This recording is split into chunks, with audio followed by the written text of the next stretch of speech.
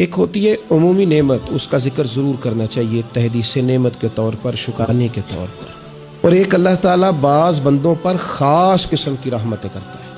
وہ جو خاص فضل ہے نا خدا کا، جو آپ کے پاس موجود ہے اور دوسروں کے پاس موجود نہیں ہے، اس کا ذکر نہ کرنا بہتر ہے۔ ایک چیز ایسی جو آپ کے پاس خدا کی خاص رحمت سے ہے، واللہ یختص برحمتہ من یشاء، اللہ تبارک و تعالیٰ بعض بندوں کو اپنی رحمت سے خاص کر لیتا ہے، اور آپ کے پاس ہے لیکن دوسروں کے پاس موجود نہیں ہے۔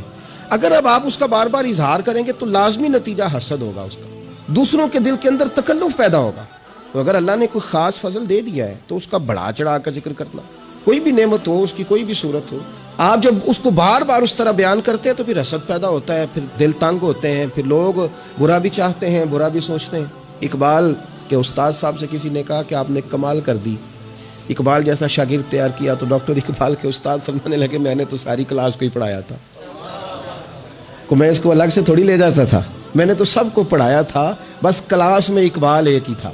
بعض اوقات بندہ ایک ہی ہوتا ہے، اسی ایک بندے پر کسی خاص انعام کا ہونا ہوتا ہے، لیکن اگر وہ خاص انعام آپ پر ہے تو اگر آپ اس طرح بیان کریں گے کہ دوسروں کی گردنیں جھکیں اور دوسرے خیال کریں۔ حضرت یوسف نے اپنے والد کو خواب سنایا ہے کہ میں نے خواب دیکھا ہے، انی رأیت احد عشر کوکبا والشمس والقمر رأیتهم لی ساجدین، میں نے دیکھا ہے کہ ستارے، سورج، چاند مجھے سجدہ کر رہے ہیں۔ ابا جی میں نے خواب دیکھا ہے۔ اب ان کے باقی بھائیوں نے یہ نہیں دیکھا، ان کے پاس یہ نعمت نہیں ہے۔ اب والد کیا کہتے ہیں؟ کہتے ہیں یا بنیا لا تقصص رؤیاک علی اخوتک، بیٹا یہ بات بھائیوں کو نہ بتانا۔ میں اپنے باپ کا یوسف تھا، اس لیے شاید سکون سے سو نہ سکا، بھائیوں سے ڈرتا رہا۔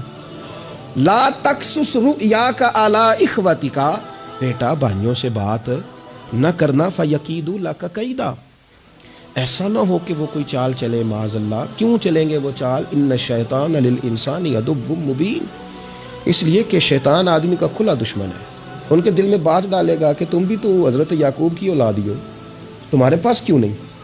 اگر آپ کے پاس کوئی خاص نعمت ہے، نبی پاک صلی اللہ تعالیٰ علیہ وسلم نے فرمایا کہ لوگوں سے چھپا کے نا اپنے مقاصد کی کامیابی پر مدد طلب کرو، چپ کر کے اللہ سے مدد طلب کرو اور مقاصد میں کام کرتے جاؤ، کیونکہ ہر نعمت والے پر حسد کیا جاتا ہے۔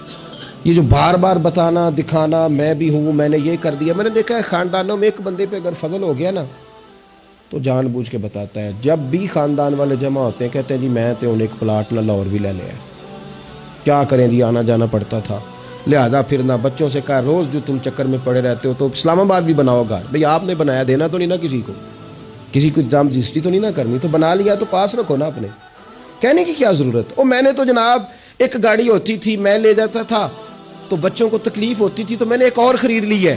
کس کو بتا رہے ہیں آپ؟ کیوں بتا رہے ہیں؟ صرف اس لیے کہ آپ پر حسد کیا جائے، پھر آپ کہتے ہیں پتہ نہیں کیا بن گیا۔ کیوں اس طرح اظہار کیا جاتا ہے اپنے رازوں کا؟